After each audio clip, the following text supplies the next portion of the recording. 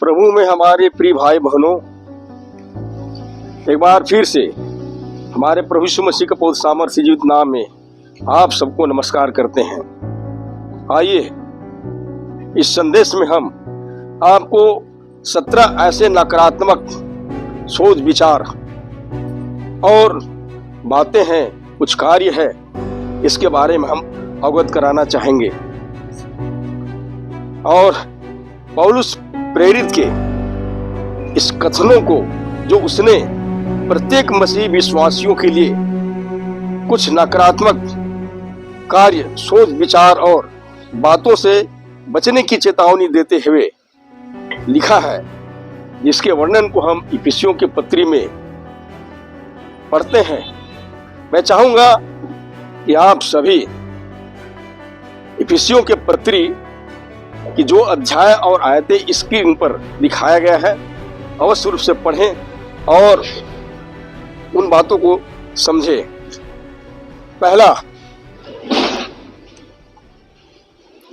आप बच्चों के समान इधर उधर मत घूमिए और मनुष्यों के ठग विद्या और चतुराई से उनके भ्रम जाल की युक्तियों में फंसने से भी बचें। दूसरा, अन्य जातियों की तरह अपनी मनमर्जी से न चलो।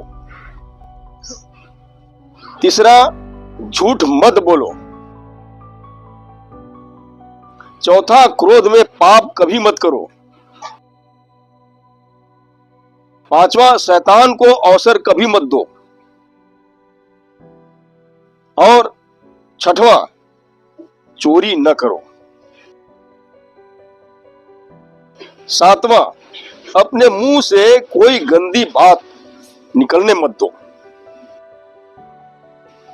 आठवां, पवित्र आत्मा को शोकित मत करो। नौवां, कड़वे अर्थात क्रोधित या निंदा करने या बैर भाव वाले मत बनो। 10वां, भयविचारी, अशुद्ध काम करने वाले या लोभी मत बनो। 11वां, निर्लज्ज, मूर्खता की बातें और ठट्ठा करने वाले मत बनो। 12वां, बुराई के सहभागी कभी मत बनो। 13वां, अंधकार के निष्फल कामों के सहभागी कभी मत बनो। 14वां, निर्बुद्धि मत बनो। 15वां, मतवाले न बनो। 16वां, मनुष्य को रिझाने वाले न बनो। 17वां, आत्मा का तलवार जो परमेश्वर का वचन है उसको रखना कभी मत भूलो। और जैसे कि भजन का लिखने वाला लेखक लिखता है, मैंने तेरे वचन को अपने हृदय में रख छोड़ा है कि तेरे विरुद्ध पाप न करूं। तो ये 17 प्रकार के कुछ बातें हैं जो आपके जीवन के लिए, यानी कि मसीही जीवन की में हमेशा याद रखना जरूरी है। याद रखें, हम सबका आत्मिक घर एक दिन परखा जाएगा, इसलिए निर्बुद्धियों के समान नहीं परंतु बुद्धिमान की तरह अपना घर चट्टान पर बनाए, यानी कि अपने चरित्र को शुद्ध, पाक और पवित्र रखें। जैसे कि प्रभु यीशु ने एक बार कहा था, इसलिए जो कोई मेरी ये बातें सुनकर उन्हें मानता है वह उस बुद्धिमान मनुष्य के समान ठहरेगा जिसने अपना घर चट्टान पर बनाया और मेघ बरसा, बाढ़ें आई और आंधियां चली और उस घर से टकराई, फिर भी से वह नहीं गिरा क्योंकि उसकी नींव चट्टान पर डाली गई थी। तो मेरे प्रिय भाई बहनों, हम निर्बुद्धि के समान न चले जो अपना घर बालू पर बनाता है।